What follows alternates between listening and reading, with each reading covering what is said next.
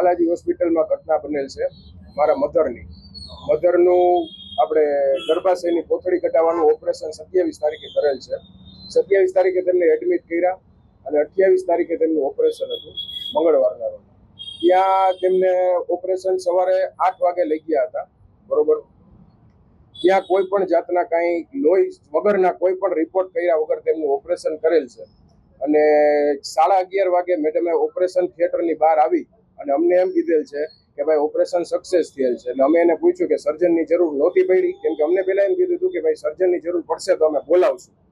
Total 70,000 રૂપિયા fee ચૂકવેલ છે. હવે એમને એમ કીધું હતું કે ભાઈ સર્જનની જરૂર પડે તો એના એક્સ્ટ્રા ચાર્જીસ થાય. અમે એમ કીધું હતું કે ભાઈ અમારી પરમિશન વગર તમે બોલાવી લો. એટલે એ લોકોએ બહાર આવીને ઓપરેશનમાંથી થિયેટરમાંથી બહાર આવીને એમ કીધું કે ભાઈ સર્જનની જરૂર પડી હતી, બરોબર, ક્રેશ ક્રિટિકલ થઈ ગયો હતો, પરંતુ મેં તેમને ફોન કર્યો પરંતુ તેઓ જે મેઇન સર્જન હતા તે બીજા ઓપરેશન થિયેટરમાં હતા, તેથી તે આવી શક્યા નથી અને મેં એના ઇન્સ્ટ્રક્શન ઉપર ઓપરેશન કરી નાખ્યું. બરોબર, પછી 19 થી 20 કલાક સુધી બેહોશ હાલતમાં જ હતા. મારા મમ્મીને કોઈ પણ જાતનો હોશ હતો નહીં. અમે એ લોકોને પૂછી ત્યાંના ડોક્ટરને ત્યાંના સ્ટાફને, તો એ લોકો એમ કહે છે કે ભાઈ ઓપરેશન થયા પછી બધું નોર્મલ કહેવાય, એ નોર્મલ કહેવાય. એ લોકો એમ જ કહે છે.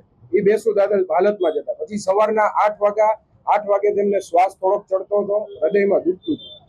અમે અહીંયાના ડોક્ટરના સ્ટાફને એમ કહી તો એ એમ કહે છે કે ભાઈ ગેસના તકલીફથી હોઈ શકે, બીજો કઈ આમાં કઈ છે નહીં. એટલે અમે એમ કહી કે ભાઈ મેડમને બોલાવો. મેડમ 8 થી 10 વાગ્યા સુધી કોઈ આવેલ છે નહીં. પછી 10:30 મેડમ જ્યારે રાઉન્ડમાં આવ્યા, બરોબર, ત્યારે એને આવીને ધબકારા ચેક કર્યા. ધબકારા એના 167 હતા અને બીપી 76 હતું. બરોબર, એટલે એમના એમડીને બોલાવ્યા અને એમડી એમ કીધું કે ભાઈ આમને લોહીના ગઠ્ઠા જામી ગયો એવું લાગે છે અમને, એટલે અમે એક ઇન્જેક્શન દઈશી, એનાથી જો ફેર ન પડે તો કાર્ડિયોલોજિસ્ટનો સંપર્ક કરવો પડશે. અમે કીધું ઓકે. એટલે પછી એમને એક ઇન્જેક્શન દીધું, પરંતુ એનાથી પણ કઈ ફેર પડ્યો નહીં અને એનું જે આપણે ધબકારા કહેવાય એ 155 થયા, એનાથી ઘટતા નહોતા. એટલે મને ને મારા ફાધરને અંદર ઓફિસમાં બોલાવ્યા અને એમ કીધું કે ભાઈ આપણે ફરજિયાત કાર્ડિયોલોજી પાસે અત્યારે લઈ જવા પડે એમ છે. એટલે અમે કીધું કે અમે કોઈ પણ રીતે પહોંચી શકીએ તેવા માણસ નથી. તો એને એમ કીધું કે તમે પૈસાનું કોઈ પણ જાતનું ટેન્શન ન લ્યો, અમારી હોસ્પિટલ વાળા બેઠા છે, એ અમે લોકો સંભાળી લઈશું. એટલે અમે કીધું ઓકે. એટલે એ લોકોએ એમ્બ્યુલન્સ બોલાવી લીધી અને લઈ ગયા ઓલિમ્પસ હોસ્પિટલમાં ડોક્ટર મિહિર તન્ના પાસે. સાહેબ મિહિર તન્નાએ ત્યાં એમનું બધું પ્રોસિજર ચાલુ કરી અને તેમનું એન્જિયોગ્રાફી કર્યું. એન્જિયોગ્રાફીમાં મિહિર તન્ના સાહેબે એમ કીધું કે ભાઈ એના હૃદયમાં લોહીના ગઠ્ઠા જામ થઈ ગયા છે, એટલે એની પ્રોસેસ ચાલુ કરવી પડશે. એટલે ત્યાંના જે બધા બિલ હતા એ પણ એ લોકો ભરવાના હતા એવું અમને કીધું. અમારી પાસે મેડિસિનનું બિલ આવ્યું 51,000 રૂપિયાનું. એ પણ એ લોકોએ કીધું કે એ તમારા બાલાજી હોસ્પિટલના જે મેઇન ડોક્ટર સાહેબ શ્રી છે તેની સાથે વાત થઈ ગઈ છે, બરોબર. એટલે અમને કોઈ પણ જાતનો એનો 1 રૂપિયો દેવાની ના પાડી. પછી એ લોકો એન્જિયોગ્રાફી કરી અને એની પ્રોસેસ બધી ચાલુ કરી. અંદર લોહીના ગઠ્ઠા જામી ગયા હતા, એ કાઢવાનું ચાલુ કર્યું. પછી એને એમ કીધું કે અમે અડધી થી પોણી કલાકમાં એને આઈસીયુમાં રાખશું, અત્યારે થોડુંક સ્ટેબલ હોય એવું લાગે છે, મિહિર તન્ના સાહેબે એવું કીધું. પછી અમે એમ કીધું કે આનું કારણ શું હોઈ શકે, તો એ કે અમારી પાસે તો ઓલરેડી કેસ ક્રિટિકલ થઈને જ આવેલો છે બાલાજી હોસ્પિટલમાંથી, એને અમને એવું કીધું. પછી સાંજે અમે બધા એક એક કરીને મારા મધરને મળવા ગયા. થોડુંક સારું હતું, પણ ધબકારા એના નોર્મલ નહોતા થતા ને બીપી પણ નોર્મલ નહોતું થતું. પછી સાંજે 9 વાગ્યાની આસપાસ એ લોકોએ એ રીતે કીધું કે ભાઈ વેન્ટિલેટર ચડાવવું પડે એમ છે. એટલે અમે એમ કીધું કે કાંઈ વાંધો નહીં.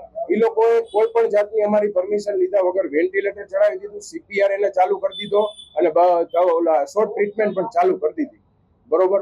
9:30 વાગે એમના ધબકારા એકવાર બંધ થઈ ગયા અને 10 વાગે પાછા આવ્યા અને 11:20 સુધી ત્યાંના સાહેબોએ બધાએ ટ્રાય કરી, પણ ધબકારા પાછા ચાલુ થયા નહીં. એટલે બાલાજી હોસ્પિટલની બેદરકારીને લીધે મારા મધર એક્સપાયર થઈ ગયા અને અમારી પાસે અંદાજે 1.5 થી 2 લાખ રૂપિયાનું ત્યાં બિલ થયું હશે, પરંતુ અમારી પાસેથી 1 પણ રૂપિયો લેવામાં આવ્યો નથી. એટલે બાલાજી હોસ્પિટલના વાકની લીધે થયું હોય તો જ ન માંગે ને. પોલીસને અમે એ ડિવિઝને અરજી કરેલ છે, ત્યાં પીઆઈ સાહેબને પણ મળેલું છે. એને પણ એમ કીધું છે કે અમે અમારી પ્રોસેસ થશે એટલી ફાસ્ટ કરશું અને રિપોર્ટ પીએમ રિપોર્ટ પણ એફએસએલમાં ગાંધીનગર ગયો છે. ઓપરેશન કરાયું હતું ડોક્ટર કવિતાબેન નાદાણી. અમારી માંગ એટલી જ છે, કોઈ પણ જાતની પૈસાની માંગ નથી, ખાલી ન્યાય જોઈએ છે કે ભાઈ કવિતાબેન છેલ્લે સુધી હાજર પણ નથી થયા કે એમાં શું એને ઓપરેશન કર્યું. કોઈ પણ જાતનો અમે 1.5 કલાક સુધી ફોન કર્યા તો કોઈ આવેલ નથી. એને ચોખ્ખું એમ કીધું કે થોડો ક્રિટિકલ કેસ થઈ ગયો હતો ઓપરેશન વખતે, પરંતુ અને આંતરડા સાથે એની કોથળી ચોટી ગઈ હતી. એની ગર્ભાશયની કોથળી મારા મધરની આંતરડા સાથે ચોંટી ગઈ હતી કે સર્જનને ફોન કર્યો પણ સર્જન આવેલ નથી કે એ બીજા ઓપરેશનમાં હતા, એટલે કે મેં એના ઇન્સ્ટ્રક્શન કહેવા મુજબ એને જેમ કહેતા કે એમ ફોનમાં ઇન્સ્ટ્રક્શન ઉપર મેં ઓપરેશન કરી નાખ્યું છે અને સક્સેસ થઈ ગયું છે.